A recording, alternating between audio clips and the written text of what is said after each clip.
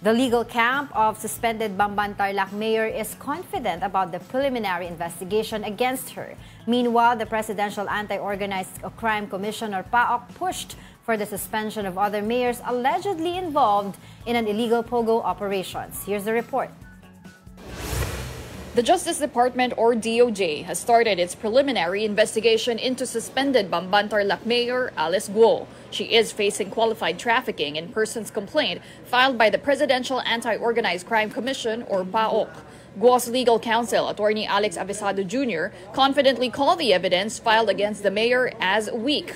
In response, PAOC said, "Any defense lawyer would say that. As we in the government would say that we have a strong case against her. I would defer to the panel of preliminary investigation prosecutors to ascertain kung mahina o malakas. Sila po makakaalam doon. Hindi si defense, hindi si prosecution." PAOC spokesperson Winston Casio said Guo cannot be a state witness in the investigation into illegal pogos. He said this is only possible if Guo can point out a higher official in illegal pogos. Any state witness, for that matter, would have to be the least guilty in the entire conspiratorial chain in the commission of the crime. So we wouldn't be open to that discussion until and unless we get higher on the food chain in relation to the crime that this group has committed.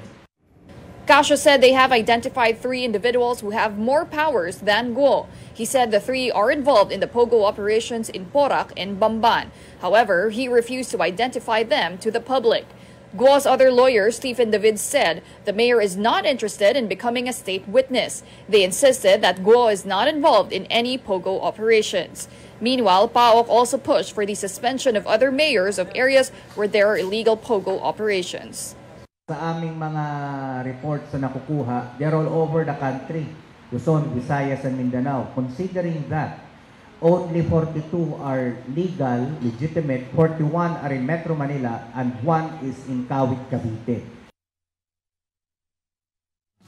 Ayun, nag-start na nga. Pero sinasabi nga ng lawyer ni suspended Mayor Alice Guo, Bamban Mayor, sabi niya, parang nakikita daw niya yung mga evidence na to ay mahina. No, syempre, that's their side. That's their side. Defense. Ano? Sinasabi nila kasi dun, isa sa mga documents na pinapakita, evidence, itong electric bill. Di ba napag-usapan natin yan under dito? Her name. Under her name. Which is ang kanilang defense dyan. Ay, pwede naman yun na, sige, ako yung dati na may-ari nito. Di ba binenta ko na to? Hindi naman kaagad na transfer. Actually, I agree with that because di ba when we had properties that we sold and then hanggang ngayon hanggang ngayon yung bill is still under yung name natin, di ba? So wala pa sa kabila because hindi pa nata-transfer. Yes. So Pwede there's a possibility. I understand that argument. Oo, sinasabi niya gano'n. And aside from human trafficking case, sinasabi nila yung isa pang mabigat din dito na po pwedeng mapulaan talaga yung credibility ni Mayor Bamban, ni Mayor Alice Guo, yung kanilang kumbaga pag-abuso sa pag-process ng kanilang late registration ng birth certificate. Isa yan sa mga nakikita nila na mataas naman. Pero dun sa kabila, mababa na, kumbaga mahina na evidence against sa Guo. Pero itong pag-file nga daw nila ng rate registration, yung pag-proseso nito, nakikita nila na this will really, kumbaga, damage her credibility. Kasi nga, 'di ba, ang daming mga loopholes na nakita natin dito.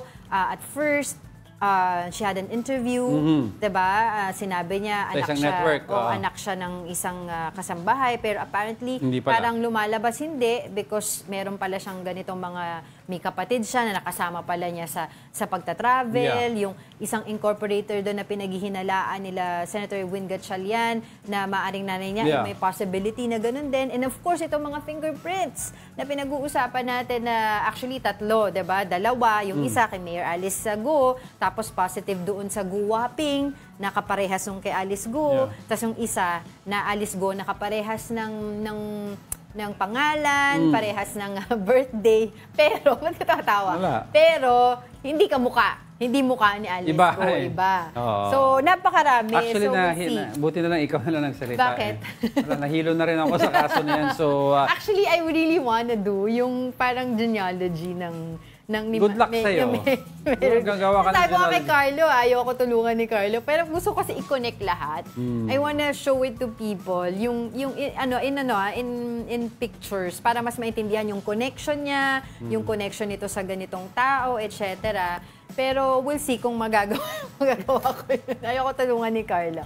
Pero hindi, going back dun sa usapin nga natin dito, tungkol kay Mayor Alice Go, sinasabi nga din ni Senator Win Gatchalian na or nung iba pa, na baka po pwede siyang maging state witness. Pero sabi nga ni Senator Win Gatchalian, teka muna, hindi pwede kung hindi siya least guilty. Pero nakikita pwede natin kung yung least guilty ka, but pwede she's not the kung, least. oo, pero nakikita natin na she is the center of this all eh. Diba? So No, baka impossible. unless she can prove that there is somebody bigger than her and she can pull them and she can Yan ang point to sinabi them. ng PAO. Kasi ang stance naman dito nila Go, baka naman if they admit, no, they could easily say, may mas malaki pa sa kanya dito. She was merely a pawn in the Philippines from the actual syndicate ring na mas malaki. Exactly. If they can prove that, then pwedeng maging state witness. Yun nga sinasabi. Pero ang sinabi naman on the other side of the fence ng mga legal team ni Alice Go, wala siya kinalaman. sabi niya ganun, ba't kami papayag maging state witness? Wala Kasi by doing that,